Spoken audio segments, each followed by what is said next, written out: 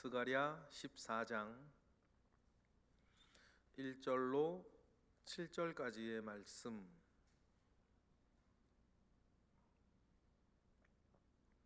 우리 다 같이 한 목소리로 합독하겠습니다. 여호와의 날이 이르리라. 그날에 내 재물이 약탈되어 내 가운데에서 나누이리라. 내가 이방 나라들을 모아 예루살렘과 싸우게 하리니 성읍이 함락되며 가옥이 약탈되며 부녀가 욕을 당하며 성읍 백성이 절반이나 사로잡혀 가려니와 남은 백성은 성읍에서 끊어지지 아니하리라.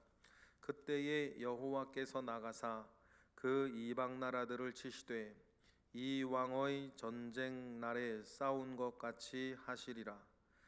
그날에 그의 발이 예루살렘 앞 동쪽 감람산에 서실 것이요 감람산은 그 한가운데가 동서로 갈라져 매우 큰 골짜기가 되어서 산 절반은 북으로 절반은 남으로 옮기고 그 산 골짜기는 아셀까지 이를지라. 너희가 그 산 골짜기로 도망하되 유다 왕 우시야 때에 지진을 피하여 도망하던 것 같이 하리라. 나의 하나님 여호와께서 임하실 것이요 모든 거룩한 자들이 주와 함께하리라. 그날에 빛이 없겠고 광명한 것들이 떠날 것이라. 여호와께서 아시는 한 날이 있으리니 낮도 아니요 밤도 아니라 어두워 갈 때에 빛이 있으리로다. 아멘. 우리 흔히 부흥이라는 그 말을 많이 하고 부흥을 말할 때가 많이 있습니다. 얼마 전에도 말씀을 드렸던 것처럼 부흥은 다른 것이 아닙니다. 교회의 숫자가 늘어나는 것을 우리는 부흥이라고 원래 그러질 않아요.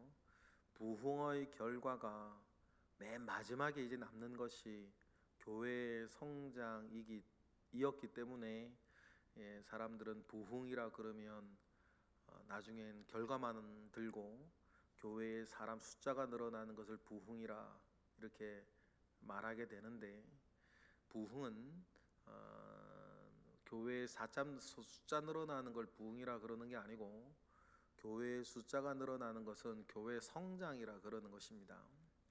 부흥이 뭐냐? 부흥은 교회에 하나님이 등장하시는 것입니다. 교회에 하나님이 등장하셔서 하나님의 영광 빛에 여러분이 비상한 비추임을 얻는 것입니다. 그러면 교회에 등장한 하나님, 그의 영광 빛에 비추어짐을 얻은 그 교회를 통해서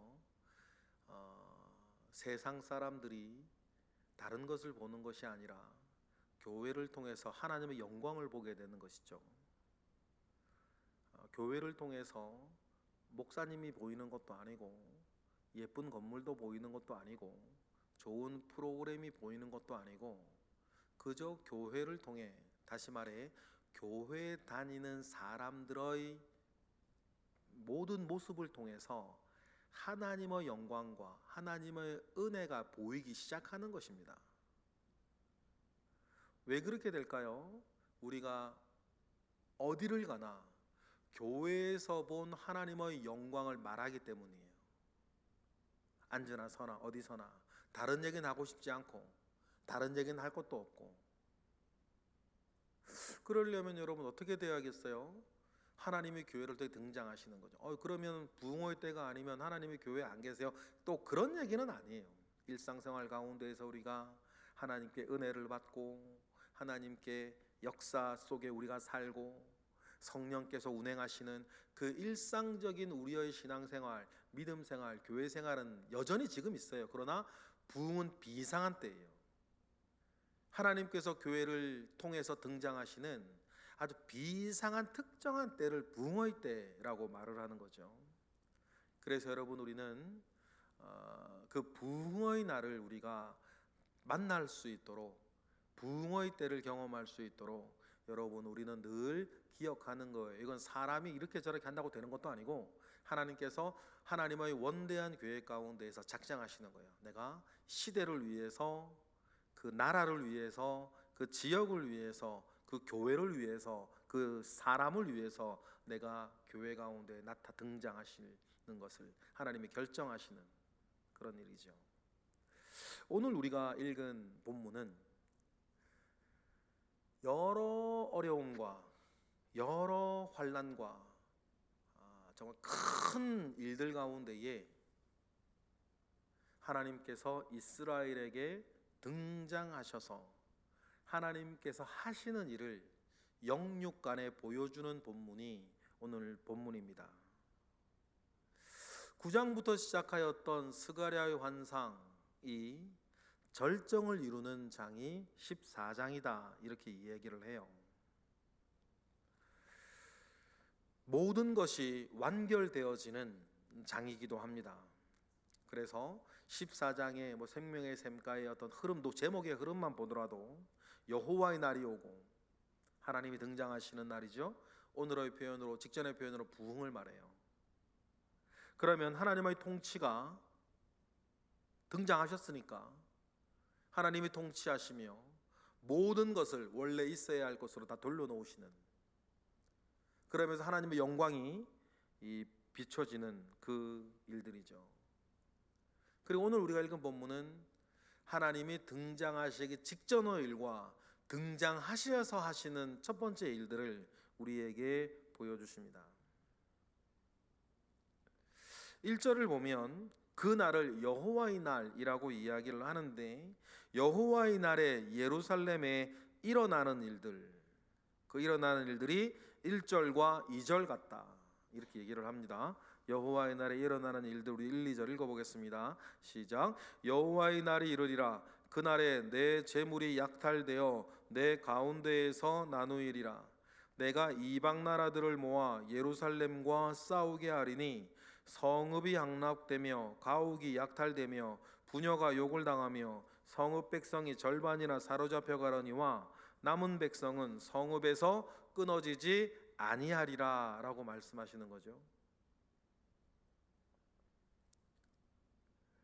여호와의 날이 이르면 그 날에 너의 재물이 약탈될 것이다. 그리고 많은 비극적이고 참혹한 일들이 일어나게 될 것이다. 예루살렘 성에서 이런 노략과 파괴가 일어나는데, 가만히 1절을 보시면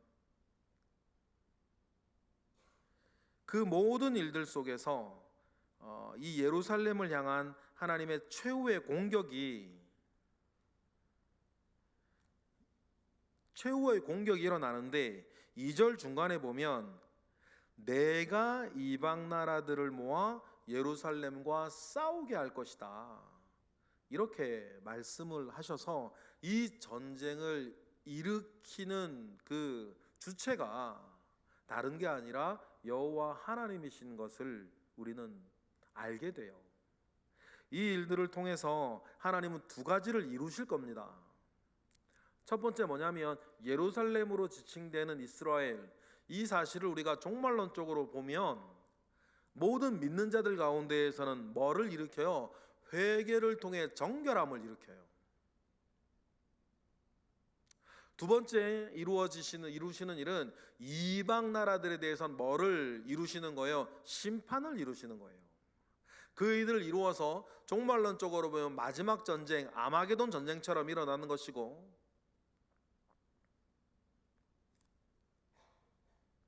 예루살렘 상황을 우리 지금의 상황을 놓고 보면 하나님께서 우리 가운데에 환난과 때론 어려움과 고통을 주셔서 그 가운데에서 믿는 이가 회개하게 하고 믿는 이를 어렵게 만들었던 이들은 심판하겠다라고 하는 하나님의 또 역사가 있는 것이죠.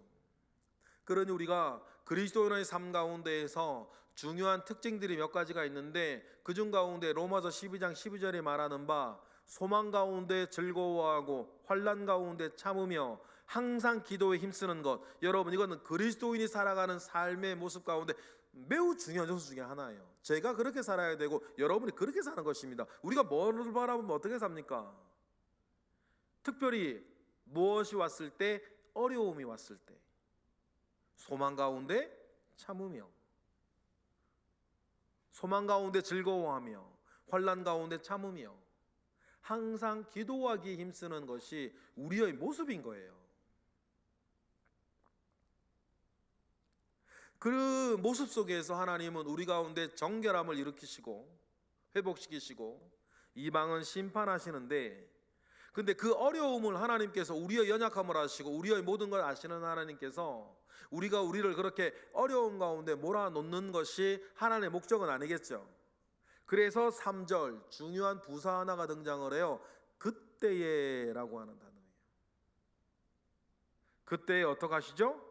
하나님께서 등장하시는 거예요.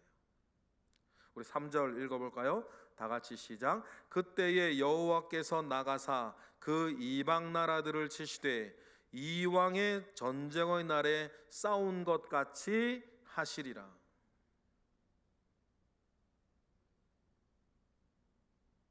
그때에 여호와께서 나오시는 거죠. 등장하세요. 그래서 어떻게 해요? 믿는 이들 가운데에 어려움을 던져주던 모든 이방 나라를 하나님께서 치시는 거죠. 그리고 하나님께서 이렇게 등장하시면 이제 모든 것이 정리가 될 거예요. 모든 것이 완결이 되겠죠. 이것을 종말론적으로 이야기하면 이 세상 가운데 하나님이 등장하세요. 예수 그리스도가 다시 오시는 거예요. 그죠? 우리 성탄절을 눈앞에 두고 있습니다만 초림의 예수님은 어린 아기로 누일 곳이 없어 마구간에 말 밥통에 누워지어야 할 처지로 아무도 알아주지 아니하고 태어나는 순간에 목자 몇 명이 와서 경배할 수밖에 없었던, 아무도 돌아보지 아니하는 모습으로 예수님의 초림은 왔었는데, 이 온 세상 가운데에 하나님이 등장하시는 예수 그리스도의 재림은 여러분 구름 타고 오신다 그랬습니다. 믿느니라 믿지 않으니라 온 세상이 그 모습을 두려움과 영광 가운데에 보게 될 것이에요. 그렇게 하나님이 등장하시면 모든 것이 완결되는 것 아니겠습니까? 우리의 믿음이 완결되고 여러분의 인생이 완결되고 이 세상이 완결될 것입니다. 완결, 말 그대로 완전히 결정되어질 거예요. 그래서 우리가 소망 가운데 즐거워하는 거죠. 우리 이걸 바라보며 사는 사람들이니까. 마라나타 주 예수여 어서 오시옵소서라고 말하는 사람들이니까, 노래하는 사람들이니까. 그날이 되면요 아주 비상하게 그림시 이제 회화적으로 보여주세요. 그날이 되면 어떻게 된다 그러십니까? 하나님께서 예루살렘 앞에, 성전 앞에 기드론 골짜기가 있고 그 기드론 골짜기 건너편에는 감람산, 올리브산이 크게 있죠. 하나님이 그 감람산에 서실 거래요. 하나님께서 그 감람산에 서시면 4절처럼 땅이 남북으로 갈라진답니다. 읽어보겠습니다. 4절 시작. 그날에 그의 발이 예루살렘 앞 곧 동쪽 감람산에 서실 것이요 감람산은 그 한가운데가 동서로 갈라져 매우 큰 골짜기가 되어서 산 절반은 북으로 절반은 남으로 옮겨질 것이래요. 감람산에 서시면 한가운데가 동서로 갈라진다 그러죠. 그럼 가만히 보세요 여러분. 예루살렘의 지형을 여러분 상상하실 수 있으시면 예루살렘 동쪽에 성전이 있어요. 동쪽은 오늘 하나님이 오시는 길이니까. 그죠? 그리고 기드론 골짜기라고 하는 골짜기, 그래 큰 골짜기도 아니에요. 골짜기가 있어요. 그리고 그 동쪽에, 동쪽 맞은편에 감람산이 있는데 하나님께서 그 감람산에 서시니까 그 성전을 기준으로 어떻게 되는 거예요? 땅이 남북으로 갈라진다는 것이죠. 그런데 남북으로 갈라지는 이 골짜기의 기능이 하나 있어요. 남북으로 성전을 중심으로 쫙 갈라지는데 감람산을 기준으로 갈라지는데, 갈라져서 매우 큰 골짜기가 되어지는데, 그 골짜기의 기능이 뭐냐면 5절과 같이 그 골짜기는 하나님의 사람들의 피난처가 될 것이다. 하나님의 사람들의 피난처인데, 두려움과 공포와 놀람과 불안의 피난처가 아니고 그 하나님의 사람들의 피난처가 되는 그 골짜기가 어떤 골짜기라 그러냐면 하나님이 함께 하시는 피난처래요. 5절 우리 읽어볼까요? 5절 다 같이 시작. 그 산 골짜기는 아셀까지 이를지라. 너희가 그 산 골짜기로 도망하되 유다 왕 우시야 때에 지진을 피하여 도망하던 것 같이 하리라. 나의 하나님 여호와께서 임하실 것이요 모든 거룩한 자들이 그곳에서 주와 함께 할 것이다. 여러분, 이러한 이 메시지가 우리에게 시사하는 바가 굉장히 커요. 여러분, 그러니까 지금부터 우리는 개인적으로든 어떤 면으로든 환난과 어려움이 여러분에게 들이닥치면 여러분들이 제일 먼저 와야 할 곳이 교회인 줄 믿습니다. 왜냐하면 여러분, 우리는 거룩한 습관들이 필요해요. 그래서 오늘 우리 본문을 놓고 보면 땅이 남북으로 갈라지는 그 어려운 그 모든 환난 가운데에서 그 전에 막 이방 나라들이 막 치고 오는 그 모든 일들 속에서 하나님께서는 성전과 맞은편 감람산을 중심으로 땅을 남북으로 가르게 하시는 골짜기를 만드시고 그곳에서 피하여 오는, 마치 지진이 나서 우시야 왕 때 지진이 나서 사람들이 피하는 것처럼 그때와 같이 그곳은 믿는 이들이 모이는 피난처가 될 것이고 그곳에서 주님은 그들과 함께 할 것이다 라고 말씀하시는 이 묵시적이고 종말론적인 이 일들을 우리가 늘 예비군 훈련하듯 민방위 훈련하듯이 우리의 작은 삶 가운데에서 어려움이나 환난이나 여러 가지 문제들이 생기고 혼란들이 생기면 다른 데 가서 한탄하지 않고, 다른 데 가서 울지 않고, 다른 데 가서 불안해하지 않고 하나님의 교회로 모여서 하나님의 교회에서 하나님 기도하는 것이 여러분 우리가 제일 처음 자연스럽게 하게 되는 거룩한 습관이 되셔야 되는 거예요.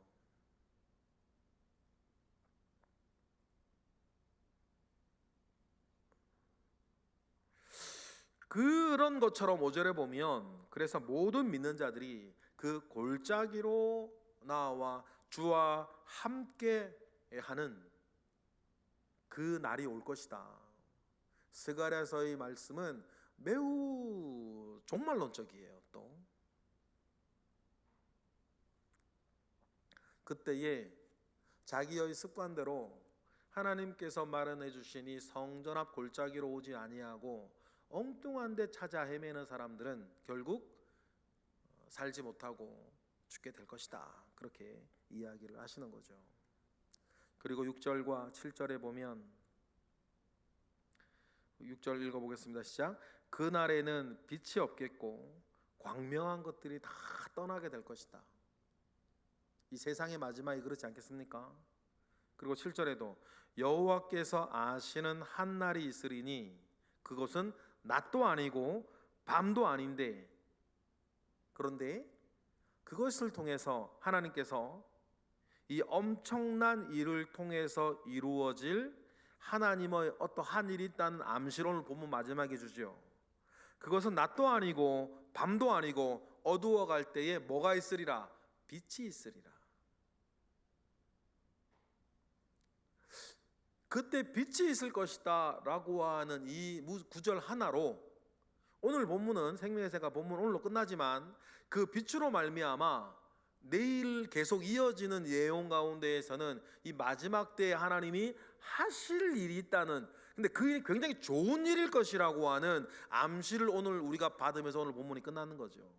낮도 아니요 밤도 아니요 어두워질 때에 뭐가 있다는 거예요? 빛이 있으니까. 그 내용이 무엇인지는 우리는 내일부터 볼 거예요. 여러분, 우리가 오늘 말씀을 이렇게 보면서 개인적으로도 교회적으로도 우리가 국가적으로도 전 세계적으로도 여러분, 우리 이러한 하나님의 등장을 우리들 소망하며 사는 저와 여러분 되시기를 원합니다. 세계적으로 하나님이 등장한다는 것은 주님이 재림하신다는 뜻이고, 국가적으로 하나님이 등장하신다는 것은 1907년 평양 대부흥 때와 같이 온 나라가 성령 가운데에 이제 성령의 역사 가운데 휩싸인다는 뜻이 되는 것입니다. 교회 가운데 하나님이 등장하시는 것은 교회에서 일어나는 하나님의 비상한 일들로 인해서 그 교회와 교회 주변의 지역의 모든 사람들이 하나님 아버지 앞에 몰려드는 것을 이야기를 하는 것이죠. 개인적으로 하나님이 등장하시는 것은 여러분의 인생을 구원하시고, 여러분의 영혼을 구원하시고, 여러분의 삶을 구원하시고, 하나님이 등장하셔서 모든 것을 해결하시며 여러분이 하나님 앞에 비상한 은혜를 체험하게 하시는 그 비상한 때를 개인적으로 만나게 하신다는 뜻이기도 해요. 그러면 여러분, 우리가 늘 기도하고 늘 기대해야 되는 것이 뭡니까? 이러한 하나님의 등장이에요. 우리가 기도하는 이유, 부흥의 때를 기다리는 이유, 크게는 재림을 기다리며 마라나타 찬양하는 이유가 여기에 있는 것 아닙니까? 이것에 완성이 있고 우리의 소망을 두는 이유가 여기에 있기 때문입니다. 하나님의 크신 은혜가 여러분, 저와 여러분에게 있고, 이러한 크고 작은 소망 가운데 우리를 두신 하나님을 찬양합니다. 그러한 하나님 앞에서 기다리며 은혜를 구하며 하나님의 하실 일을 기대하며 사시는 저와 여러분 되시길 주님의 이름으로 축복합니다. 기도하겠습니다. 할렐루야. 하나님, 감사와 영광을 올려드립니다. 크신 은혜 가운데에 주님 함께 하시옵소서. 하나님, 크신 역사 가운데에 하나님 우리와 함께 하시옵소서. 하나님께서 온전하게 하시고 하나님께서 확실하게 하시며 하나님께서 회복시키시고 하나님께서 모든 것을 이루실 날을 우리가 기대하오니, 그러한 하나님을 향한 기대 속에 사는 모든 믿는 자들에게 주님 은혜를 더하여 주옵소서. 예수 그리스도의 이름으로 기도드렸나이다. 아멘. 하늘에 계신 우리 아버지, 아버지의 이름을 거룩하게 하시며 아버지의 나라가 오게 하시며 아버지의 뜻이 하늘에서와 같이 땅에서도 이루어지게 하소서. 오늘 우리에게 일용할 양식을 주시고 우리가 우리에게 잘못한 사람을 용서하여 준 것 같이 우리 죄를 용서하여 주시고 우리를 시험에 빠지지 않게 하시고 악에서 구하소서. 나라와 권능과 영광이 영원히 아버지의 것입니다. 아멘. 오늘도 주 안에서 복된 날 되시기를 축복합니다.